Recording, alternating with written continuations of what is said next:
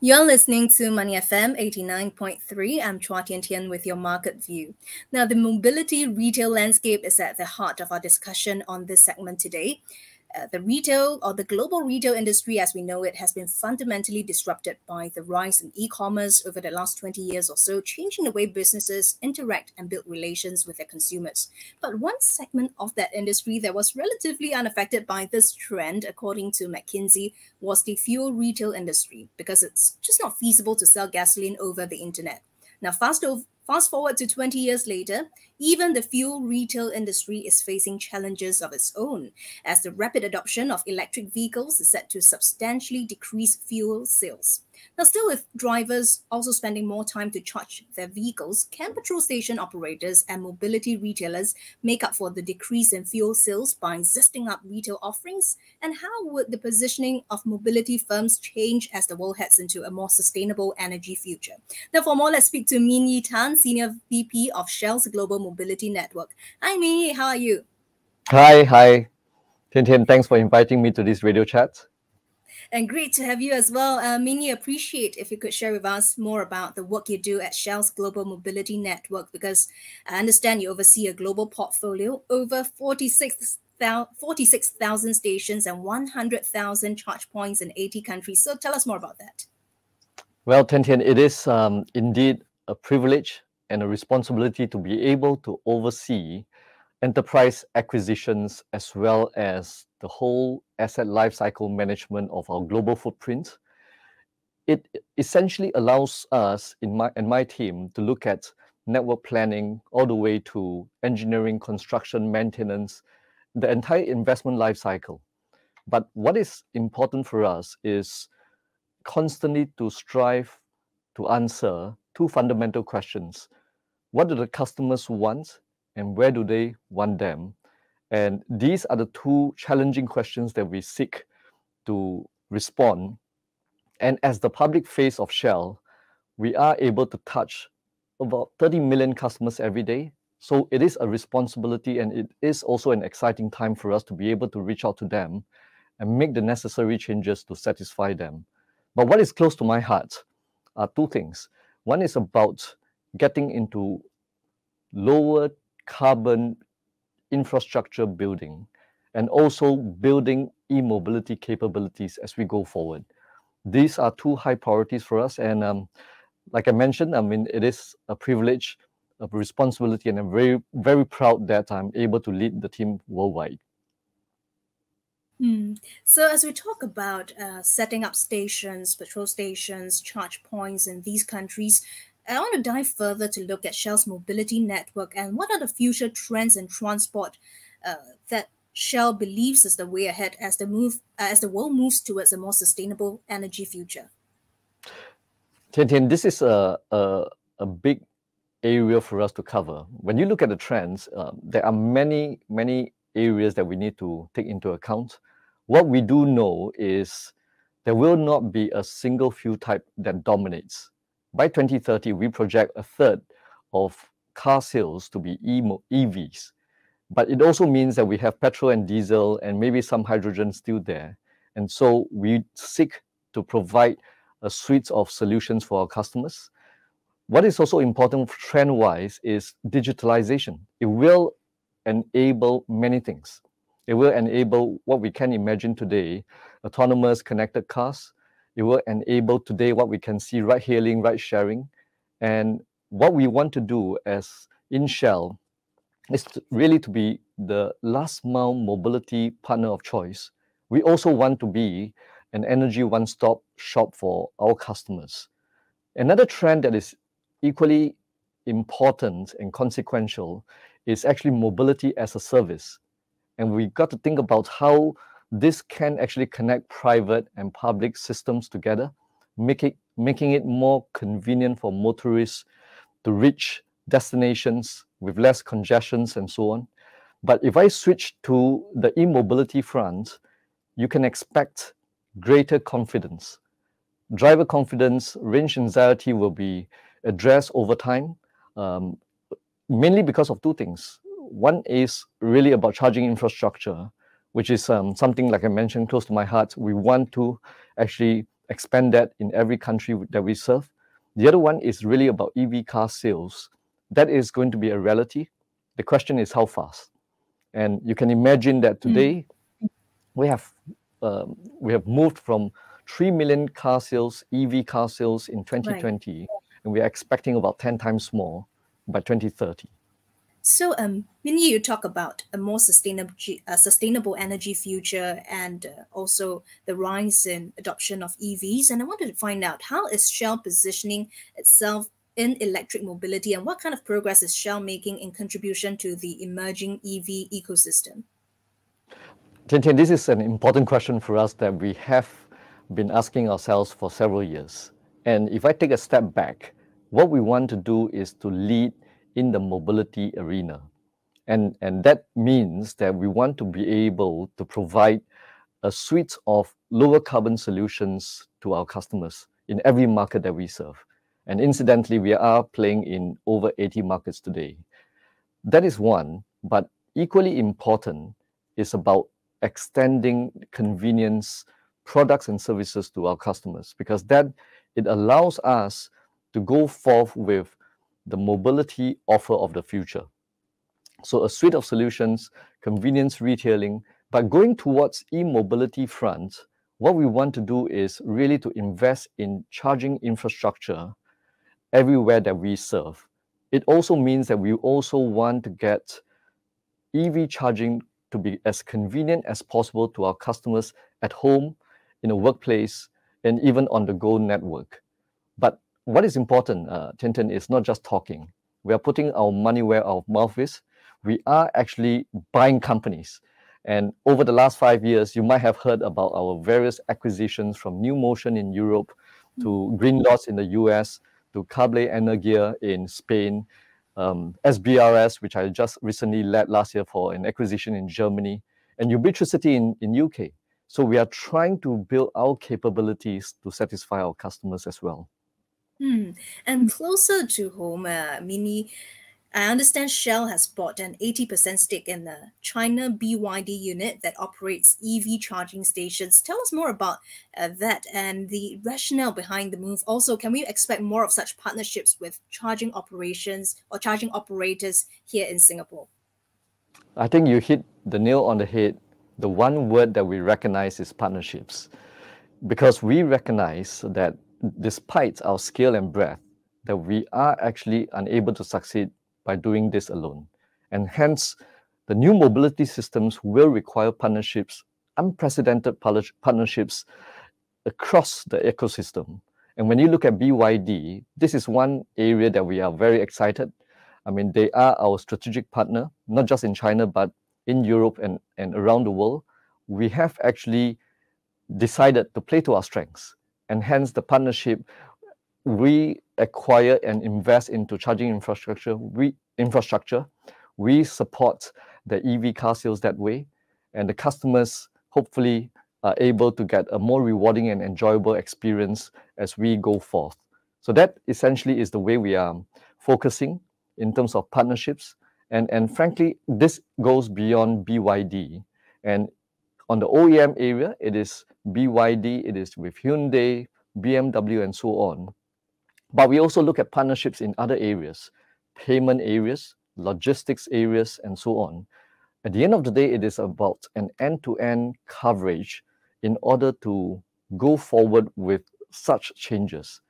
What is important is, in the energy transition, which will last years, we need to be able to harness our strengths in order to go forward on our agenda together. Oh, I see. And well, Minnie, first of all, I'm just going to put two questions together in the interest of time. One is, what are some partnerships that we can expect in Singapore? And two is that as we move away from petrol to EV charging, what this means is that fuel costs perhaps will be lower because EV charging fees are lower.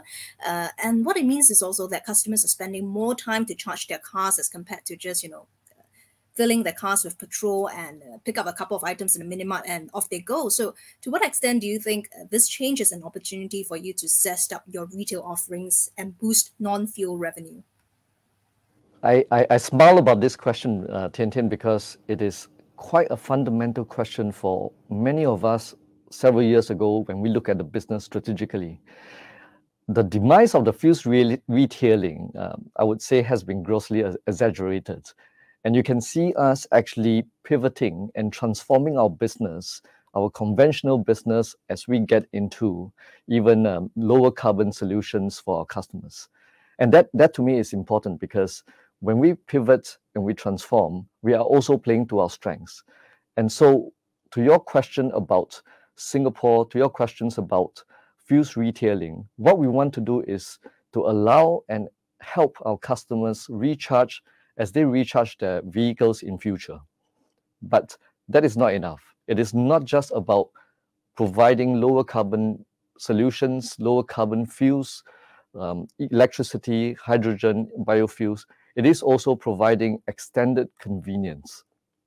And extended convenience can be in different ways. It depends on how we leverage our retail footprint, how we change the format that we have, how we provide different offers to our customers. And as you can see, what we offer in Singapore will be quite different from what we offer in Philippines, and also quite different from what we offer in UK. So different offers for different strokes for different folks, I would say. Before we get into what's going on with Shell Philippines, I want to just briefly touch on this one point, which is how important do you think non-fuel revenue will be as EV becomes, or EV charging becomes, a mainstay? Convenience retailing has been and will be increasingly important to us. I mean, when we look at mobility, we are actually looking at not just providing petrol and diesel. We are looking at providing lower carbon solutions, a suite of them. We are also looking at providing convenience. And it can come in many forms. It is not just about food, it is about coffee, it is about fast-moving items, it is about lubricants, services, it's even about car washes.